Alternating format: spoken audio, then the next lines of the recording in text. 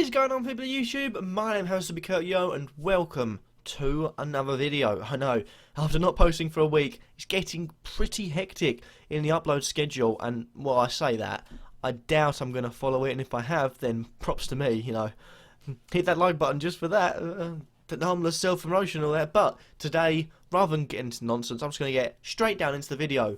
I'm doing what I would, or the team I would pick for Euro 2016 if I was in Roy Hodgson's shoes as England manager. So basically, I did this a while back, probably about 4 months ago, with J&O and Joe on a Let's Talk Football podcast, back when I used to do them, and we all picked our teams, and at some point I'll edit it on, or I'll leave it in the description to see how it's changed from then and then now, and then I'm going to do this once the season has ended. We know who's fit, who's not, who's injured and who's not, and basically we know, you know, who is likely to make the team and who is likely not to, because it could be like, Jamie Vardy to start and Harry Kane to start. They could both break their leg before the end of the season, so we don't know until everyone is confirmed fit or not. But here we go with the team. I've done this sort of layout before when I did the Premier League team of the season so far a few weeks back, but I'm doing it again with the England team. Starting off in goal, we've only got really one person to stick in there, and that is a Mr. Joe Hart. A fantastic season, if you can say that so far. Although he's made a few mistakes, I just can't see anyone else like Fraser Forster, Ben Foster, Jack Butland, anyone like that getting near his first team position, and he'll be in goal for me without a shadow of a doubt for the Euro 2016. And then we've got the back four to consider. Now for me, the centre-backs are the easiest thing to choose. I've got Mike Smalling, well, Chris Smalling, but Mike Smalling if you Louis van Gaal, and Gary Cahill. As much as people could say, well, what about Phil Jagielka? What about John Stones? You know, I see, you know, Cahill, you know, huge amount of experience, and Chris Smalling having an absolutely blinding season compared when you consider, you know, FIFA's upgraded him 3 overall, so I must be doing something right. And for me, Jagielka, I feel like, you know, he hasn't deserved it because Everton's been poor at the back, and then John Stones, take him there. Take him with us, but I don't feel like he's done enough this season itself to start ahead of Smalling and Cahill. And along with Zuma being out for the rest of the season, although Cahill hasn't played, that'll give him the first team experience, and that'll basically, for me, cement his position in centre-back for the Euro 2016. He could get injured, but, you know, if all injuries aside, Smalling and Cahill, my centre-backs, and the hardest part is the full-backs. Now, for me, you could say, oh, right back's easy enough, you know, it's just a straight 50-50 choice. So I've gone with Nathaniel Klein, and I have, well, I'll leave that to later, but I'll reveal it now. I've opted not to take Kyle Walker at all, because I feel like Smalling can fit in there, you've got Stones you can chuck there, you've got, you know, many other players that can sit there, and I feel like it's not worth taking him just for the simple reason, you've got one right back and it's doubtful that you're going to get injured, and if so, you've got players that can fit in there. But Klein, unless, you know, Liverpool play shocking and he has a stinker of the last, you know, few games, I can't see him getting outrun for the right back spot.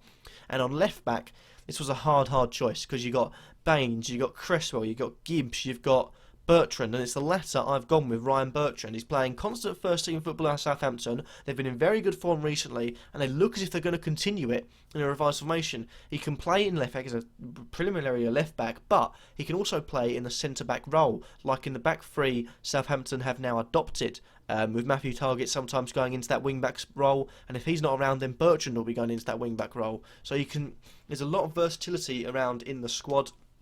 And for me, I'm looking at Ryan Bertrand as probably the strongest choice you've got in left back. Leighton Baines, you know, hasn't been fit all season and hasn't been on form all season. And Southampton have been good in the defence, so I don't see why he should be picked over Ryan Bertrand. Now, we've got the defence out of the way, so we've got Joe Hart in goal, right back Klein, left back Bertrand, centre back Smalling and Cahill. Now we've got to go on to the hard part, which is the midfielders. There are so many central midfield options you could choose to maybe chuck Rooney in there. You've got Henderson, you've got Milner, you've got Wilshere, you know, chuck in there. You can maybe use Eric Dier, you've got Carrick, you've got Dele Alli, you've got Adam Lallana maybe can do a job in there, you've got Ross Barkley. You've got so many options. Mark Noble is another one where you could have. But for me, I've got 2 players who I think should stick there. One of them is Eric Dier.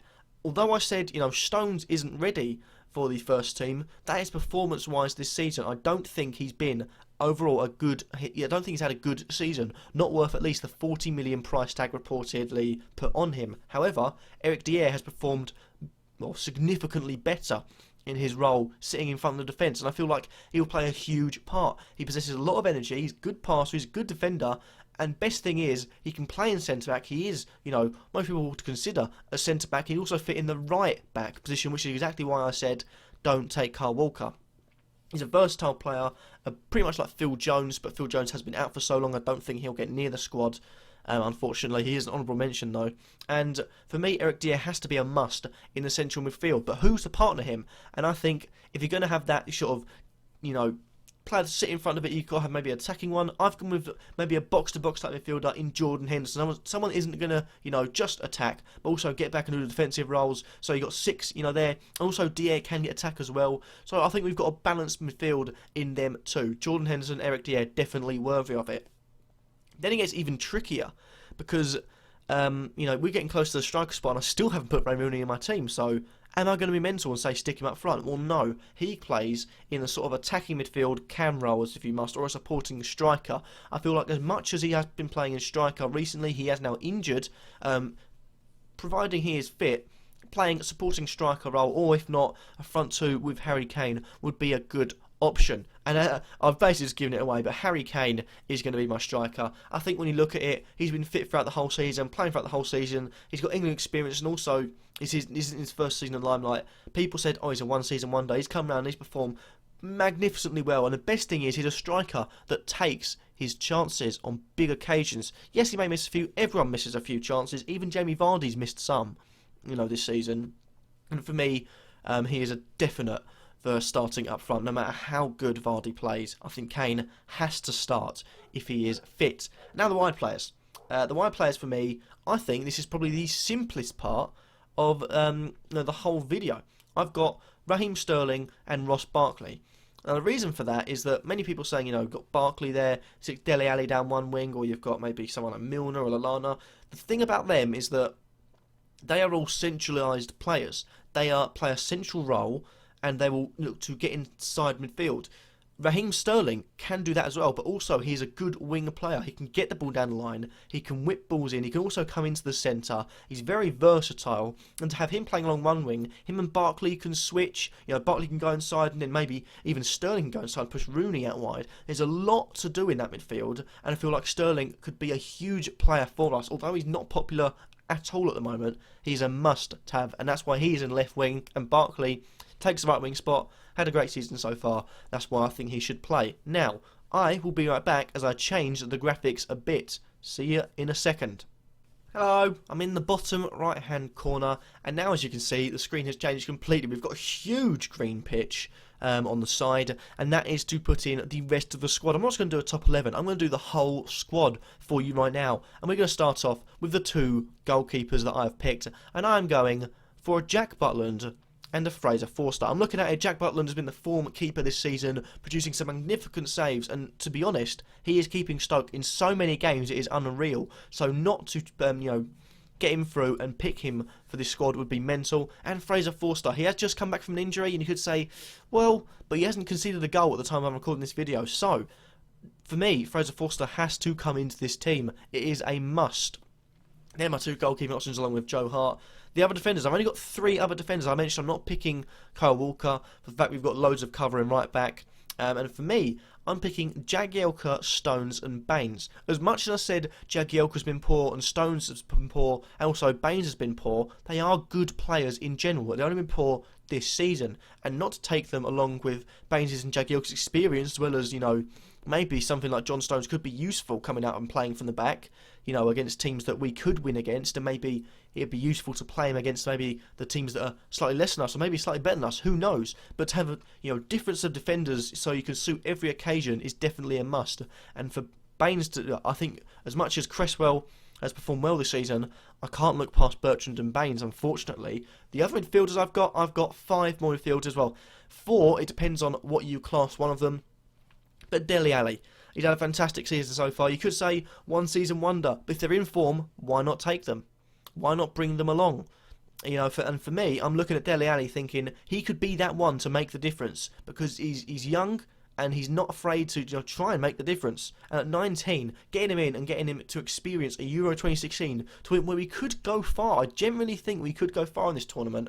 To have him there and it's not even bring him there is absolutely mental. So Dele Alli makes it. Michael Carrick makes it. Simple reason. If you want to play a game when you want to be assured, having Michael Carrick collect the ball a lot of times, he's barely going to put a pass out of place. As much as criticism as he makes for getting passes going back towards the keeper, for me, I'm seeing him as a vital player. And if you're looking to maybe hold out on a win, you get rid of an attacking player like Rooney, you bring on someone like Michael Carrick, and he's just going to assure the whole side. And the fact he can pass to anyone on the pitch. You make a run down the line, he's going to find you. Run behind the defence, he's going to find you. You make a one towards Joe Hart, he's going to find you. But anyway, moving on, more attacking wise, we've got James Milner. For me, again, it's a must. He's a very, very versatile. Can play on either wing, gives 110%, constant workhorse. Can play in a centre, can play right back if need be. Which is why I said don't bring Kyle Walker and a backup right back. I feel like, not taking him is a bit silly, and for me, definitely worth, bringing Milner, because again, experience-wise, it speaks a lot. He's had Champions League experience, so he's going to be playing against a lot of the players already. Definitely worth bringing along. And we got two more midfielders. I'd say them both at the same time: Adam Lallana and Theo Walcott. Lallana, because as much as he hasn't been that good for Liverpool, I still see him as a good player and able to make the difference. And he's sort of a player that we don't have that can play out wide. And Theo Walcott, he can bring the pace up front, direct through the middle, or he can bring it out wide. And if you're against teams that maybe aren't very good at, defending set pieces or, defending crosses, we've got Harry Kane there, who is, good in the air. You looking at maybe, Barkley's not contributed much. Get two wingers on pacey, get down the line, cross, and we can cause troubles that way. So definitely worth bringing Theo Walcott in. And lastly, two strikers, Daniel Sturridge and Jamie Vardy. That brings a 23-man squad. I hope it's 23-man. I'm pretty sure it's 23-man squad. But Daniel Sturridge and Jamie Vardy. Jamie Vardy, because he brings the party and basically he's been in form this season. And like I say, if they're in form, why not take them? Even if it is, just for one season or whatever you want to say it. And Daniel Sturridge, he has not played barely at all this season. But you bring him to the squad because he is a natural-born goal scorer. Right place, right time, and, fantastic work rate, he's fantastic pace-wise, and he just literally seems to be in that right spot, and if you need a goal, bring him on, he will most certainly provide it. As well, forgot to mention about Jamie Vardy, his work rate as well is phenomenal. If we're chasing a game, to bring on Jamie Vardy, if we need a goal, to bring on Jamie Vardy, he will chase the ball until the fat lady blows the whistle. There we go, that is my team. I'll just quickly mention a few honourable mentions before renaming my squad. So, honourable mention, Aaron Cresswell. Again, I say it's really harsh to miss out, but I just can't look past Bertrand because he's in really good form, and Baines because of the experience, and I just can't see past Baines personally. Then we've got Kyle Walker. Again, unfortunate that I don't see another right back as a thing, but he will rival Klein. But the only problem is that he's sort of been switched out with Kieran Trippier, which could haunt his chances of getting into the team at all come the Euro 2016. Then we've got Luke Shaw. I did mention Kieran Gibbs, but he's not playing first team football, so for me, I don't think he should be considered. And Luke Shaw comes in. Unfortunately, the injury, I think, could have sealed his fate of not playing his championships. If he does come in and bring in some good performances, attacking-wise and defensive-wise, for Manchester United, then of course he's could feature. But for me, I just think he's going to miss out, unfortunately, with that horrific leg break that he suffered. Then we've got Mark Noble, fantastic season so far. As well to mention Danny Drinkwater, fantastic season. Mark Noble has been doing this for years, and it's I think it's quite surprising that it's only been mentioned like a lot now. But Mark Noble in there, apologise, just burped. Danny Drinkwater for the same reason, been performing well, not for the loads of seasons, but for this season, and I feel like he'll just miss out on the cut. I'll be surprised if either of them make it. And then we've also got Jesse Lingard. May not have the experience, but performing very well at the moment, and he can play out that wide role, so if need be, we could take him, and if we do have injuries in that area, I don't think he's a bad choice. And then, striker-wise, got Jermaine Defoe. He's finding a bit of form, but unfortunately I think he'll miss out because of age and not being in the team for a while. And Danny Welbeck, as much as I could guarantee he's going to play probably over Jamie Vardy and cause a ruckus, I don't think Danny Welbeck will make the squad, for simple reason.